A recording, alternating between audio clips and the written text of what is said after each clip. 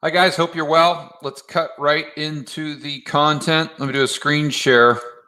We're going to go to an article from let's start with an article from CNBC regarding the news for the vaccine. And this is from the CDC. We'll start with the headline. CDC says fully vaxxed people don't need to wear masks indoor, outdoors in most settings. The overarching theme with this live stream hopefully will be none of this makes sense. What they're saying, they contradict themselves constantly. And if they're contradicting themselves and they can't get their story straight, it just makes you take pause and scratch your head and just kind of ask. You don't even have to be a conspiracy theorist. You just have to be intellectually curious and objective. And when you see what's going on, you just have to ask, or it kind of leads you to ask the question, what is going on here? What's really going on? Here's what I'm talking about. Talked about the CDC announced public health recommendations on Thursday. New recommendations. There are a handful of instances where people still need to wear masks. And I like, they see this as though it's a command. Like you don't have a choice. Masks will still be required in healthcare settings. Businesses mandate at businesses that mandate them, or on public transport. Just FYI to Berkeley Lovelace Jr., I would say 50% of Americans have been living the way they want to live for the past year and don't care about what the CDC is saying, and they have had no downside consequences. So it's nice that you've wasted 2% of your life, but there are a lot of people that are out there living and enjoying life and taking a calculated risk that they're okay with, regardless of what the masters at the CDC are saying. One of the main reasons, most likely, is because they are critical thinkers and they see how often the central planners contradict themselves, and therefore they take these commands with a grain of salt.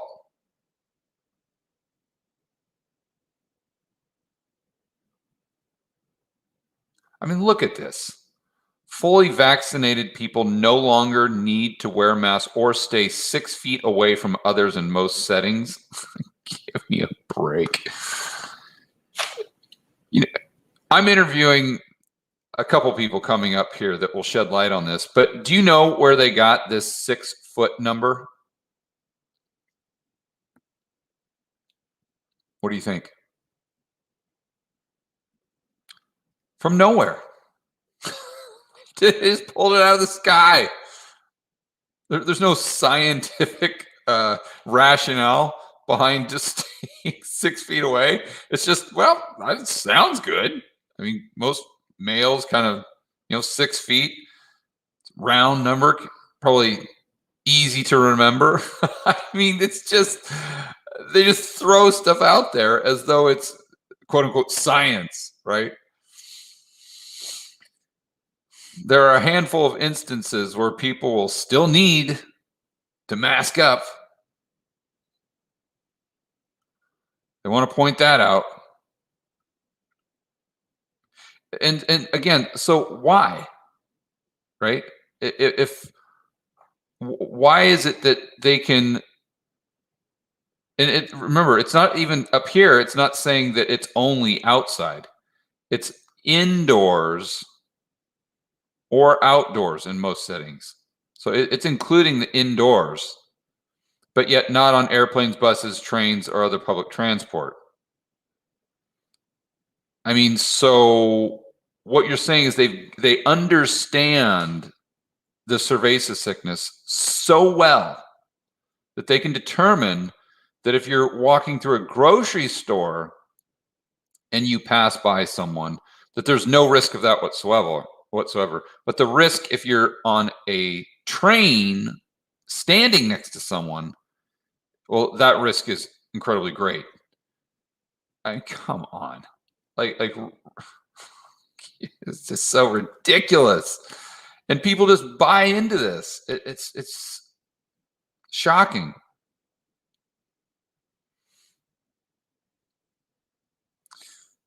Here we go. But the outliers, those rubes and yokels in District 13, and of course that's a reference to the Hunger Games and to a lot of those blog posts written by or individuals with the World Economic Forum. That's kind of it's not a joke, but it's kind of an inside reference to a lot of my whiteboard videos on the global elite at the World Economic Forum. They say they see people that don't buy into this you'll own nothing and you'll be happy, or they don't buy into this passport thing and everything that the global elite are trying to push on. They see those people as these kind of rejects that are outside of the system, rebels, if you will, that really are just kind of like animals. And they just don't see the light. They haven't achieved an intellectual state that the mandarins have, these central planners, to where they can see all of the, well, not really see, but they can determine what the future looks like. And we stupid people, the rebels, the rejects, are out there in the wilderness, in the dark, and we just have no clue. And we need to be enlightened and if we can't be enlightened, they need to force us to be enlightened. And that's kind of what this control is all about. But anyway, I'm going way off on a tangent here. So the important thing is the unvaxxed people should still continue to wear masks, adding they remain at risk of mild or severe illness, death, risk of spreading disease to others. Okay, and notice they say they at risk of mild, or as though the risk is the same. I mean, couldn't you say this for the flu? That the risk, that there still is a risk of mild or severe illness, death, or spreading to others? Okay, you could say that for the flu. You could say that for a cold. You could say that for anything. And it's the degree. It's the degree of risk. But the main point here, they see risk of spreading. So what they're trying to imply now is that if you get a vaccine, then there's no risk to others. You can't spread the cerveza sickness. Okay, well, let's go to this article from the New York Times that says the complete opposite. I won't read the whole thing, but basically it's scientists. What's interesting is when the mainstream media wants to scare you about the cerveza sickness, they'll say that just because you get a vaccine, you can still spread it. You can still kill your grandmother. You still need to be careful. You still need to wear 15 masks. You still need to social distance, do all these things. But when the CDC comes out, now all of a sudden the message changes that, oh, you should get a vaccine because all that stuff that we said in the past doesn't apply anymore. Or they just don't remind you of what they said in the past. right? So which is it? You can't have both. Either the vaccine definitively prevents transmission or it doesn't. And if it doesn't, then why is the CDC now coming out and saying, no more masks, you don't have to wear it, no problem, no more 6 feet, no more social distancing? You see, my point is this: none of this makes sense. There's no clear line of thinking. They're just contradicting themselves. One week they say one thing, the next week they say something else. What this tells me is this has nothing to do with science. Nothing. It all has to do with political narrative. And so then, actually, let me keep going down here. So then look at this, and the perfect example of what I'm referring to. In the exact same article, or in the article with a link to a different topic, in the Seychelles, the most vaccinated nation on earth, but cerveza sickness has surged. Okay, well, if that's true, then how can people that are vaccinated here in the United States, why do they not have to wear a mask anymore? You see?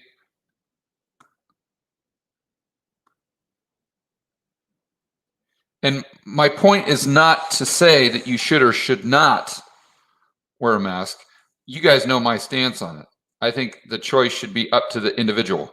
The government should not be involved. The CDC should not be involved in any capacity other than just giving us the data so we can make our own decisions on what's right or wrong for us. But my point in this video is to show the hypocrisy, to make you question what they're saying, and maybe more importantly, question their motives. Here's where we get into what their potential motives may be, or at least understanding that the motives are maybe something different than what they're leading us to believe. On Tuesday, the White House announced partnership with Uber and Lyft that will offer free rides to vaccination sites until July 4th. Okay, it's kind of weird. It's like, this is the way I look at it. If there was a vaccine for cancer that prevented you from getting it, would you need a lot of motivation to go get that?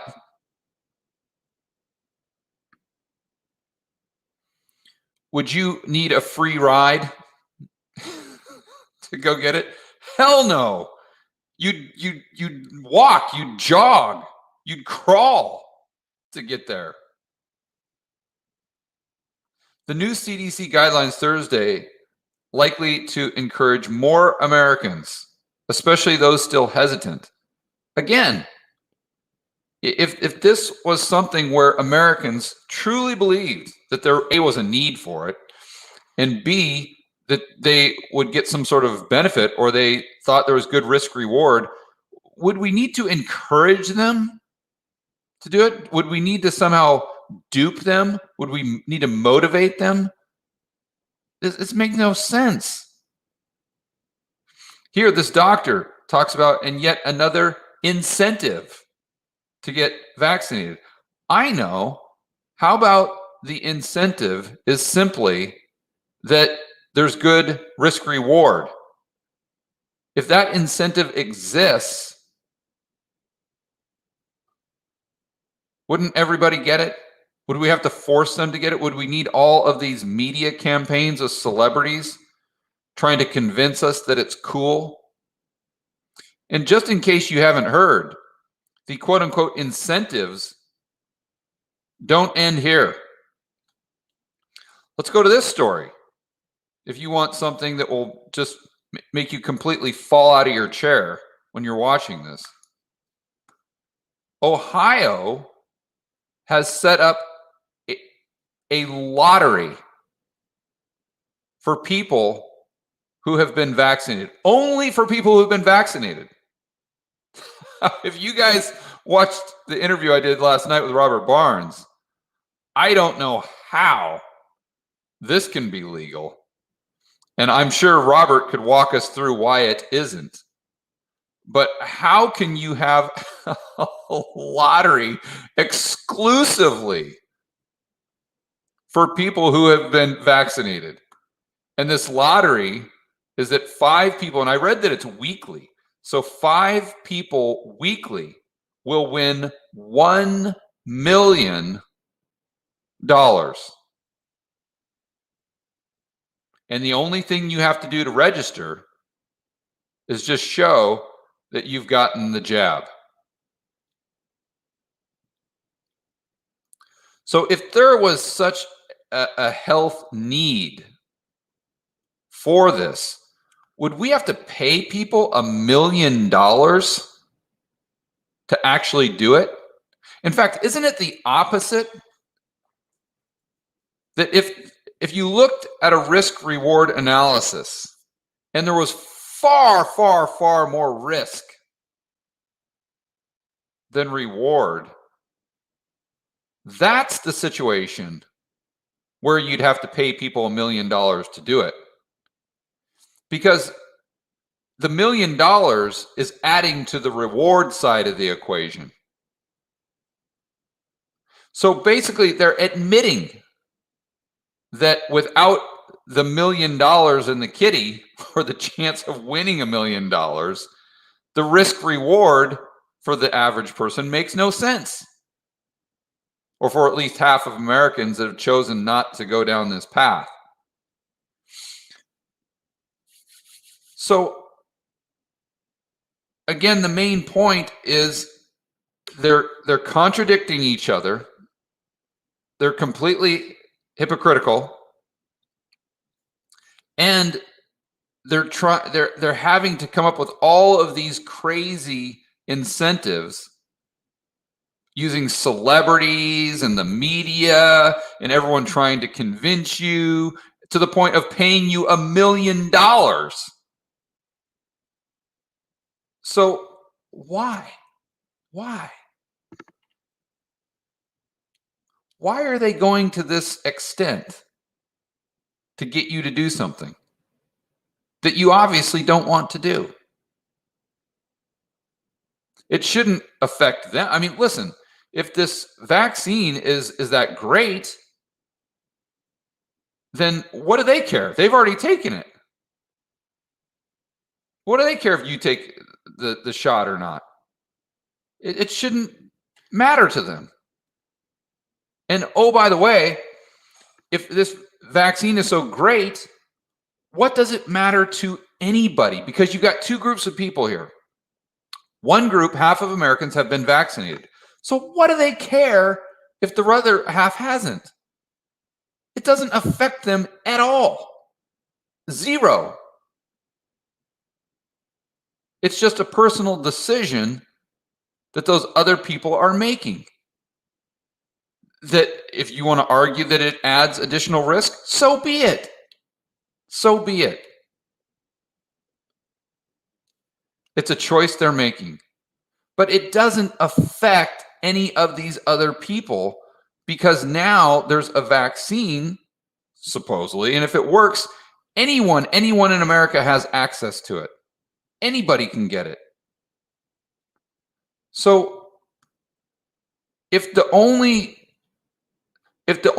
outcome is that the people who choose not to get the jab, if you will, are at a higher risk, who cares? Why do the people that have been vaccinated, why do all the politicians want to force these people to get this if it doesn't affect people who are worried about the cerveza sickness in the first place? That's when you have to scratch your head and wonder, what is really going on here? It takes me back to when I was in business before I retired. And I always found that when I was dealing with an accountant or, really anything with a vendor, if it didn't make sense right off the bat, there was always a reason why. I never came across something that just never made any sense, and it is what it is. And when you dig deeper, there was always a reason why. I don't know what that reason is, but I think all of us need to keep an open mind. We need to continue to think critically, and we need to ask ourselves these questions daily.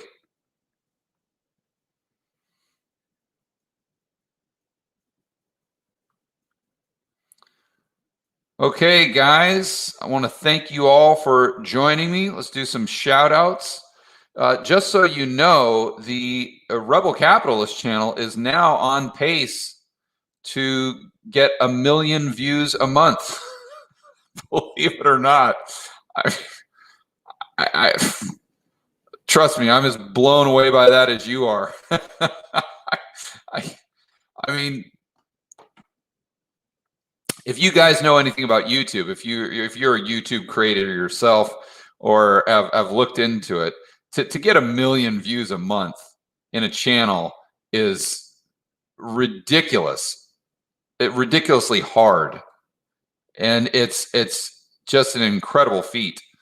And the George Gammon channel, if I'm uploading consistently, usually gets between like 1 and maybe 1.5 million views per month. But as of the last week, I think the algorithm has been picking up the Rebel Capitalist channel. That's why, I don't know if you've noticed, but the subscribers have increased quite a bit and the views are increasing. But if you took the numbers from the last week and just pushed them forward over the next 30 days, this channel would be getting 1 million views a month. So, thank you, is what I'm trying to say. All right, guys, let me do some shout outs here. And I've got to get on the phone with Mr. Peter Schiff. I'm going to talk to Peter for an hour. Going to do an interview that's going to go live tomorrow night. So I'm super stoked to talk to my good buddy, Mr. Schiff. Okay, we got Moody Millennial in the house. Pork Barrel Investing. X-Raw Gold X. Mark 77, Daniel J, Ralph Martinez, Andrew Kelly, Shad Edwards, Full Circle 3699, Angelique, my good friend, is in the house. Nana, I always put in yo, I know it's not, but Nana, yo, Beeswax, Gypsy Moon, Casey Sunshine, Christina Church, El Chomio, Peter Frauen in the house. Jason Smith, All-Nighter Hider, good to see you, buddy. Brady Niels. Who else we got? Dr. Dryden 1, Bozar Wolf 1977, Jackie Alley 2, Dominic Stape. I'm looking for all the regulars here. Steve Z, Sustainable Lumber Company. There he is. All right, guys, enjoy the rest of your afternoon. I'll probably do another live stream when I get done talking to Schiff.